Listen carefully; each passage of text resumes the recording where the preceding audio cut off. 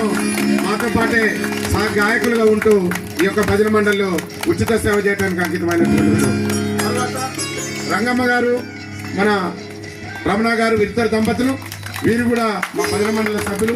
ఎప్పుడున్నా ఎక్కడున్నా వీరు వచ్చి ఈ కార్యక్రమంలో భాగస్వాములవుతారు. తర్వాత నాగలక్ష్మి గారు కోదాన్ నుంచి ఈ రోజు కూడా ప్రతి కార్యక్రమానికి వారు కోదాన్ నుంచి వస్తారు. మా కార్యక్రమం కోసం కోదాన్ నుంచి వచ్చి ఈ కార్యక్రమంలో భాగస్వాములై చేస్తారు. తర్వాత మాకు సంగీతాన్ని స్వరపరిచేవారు. పాటలు పాడుతున్నాం అంటే వారు కన్యగంటి ఈశ్వరాచార్య గారు. వారు నేషనల్ ప్లేయర్, ఎన్నో అవార్డులు, ఎన్నో ప్రశంసలు అందుకున్నవారు. పోలీస్ డిపార్ట్మెంట్లో కూడా వారు ఉద్యోగం చేస్తూ తీరిక సమయాలలో ఖాళీ ఉన్నప్పుడు మాకు వాయిస్ సహకారం ఇస్తారు. ఇంతసేపు మీ ముందు డోలక్ ఆర్టిస్ట్గా ఉన్నటువంటి వారు నా చిన్ని. ఈయన మాకు డోలక్ ఆర్టిస్ట్, గానుబండ వాసి. మాకు ఎక్కడ కార్యక్రమం ఉన్నా కానీ వచ్చి కార్యక్రమాలు ఇస్తాం. నా విషయానికి వస్తే నేను చిరు వ్యాపారం, రాజకీయం చేశాం, అన్ని చేసి నా పేరు ఆకుల రాము. మా సతీమణి వెనకాల ఉన్న అంగన్వాడీ టీచర్. మేమిద్దరం కూడా ఈ ఉచిత బదిలీ, మా గానం, మా తానం, మా పల్లవి, మా మాట, మా భజన బృందంలో ఉన్నందరి పాట మొత్తం సర్వేశ్వరుడికి అంకితం. ఆ తిరుమల తిరుపతి వెంకటేశ్వర స్వామికి అంకితం.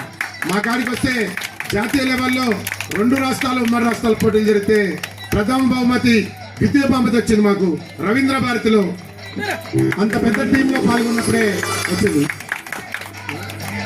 లాస్ట్కి చెప్తా. ఇక రెండోసారి పాట పాడిందంటే ఇందరు హృదయాల్లో నిలిచిపోయిన వాడు. లేవాలి ఒకసారి. ఉప్పల పత్రి కాదు, మరి రెండోసారి పాట పాడిందంటే అందరికి అందదు అదృష్టం.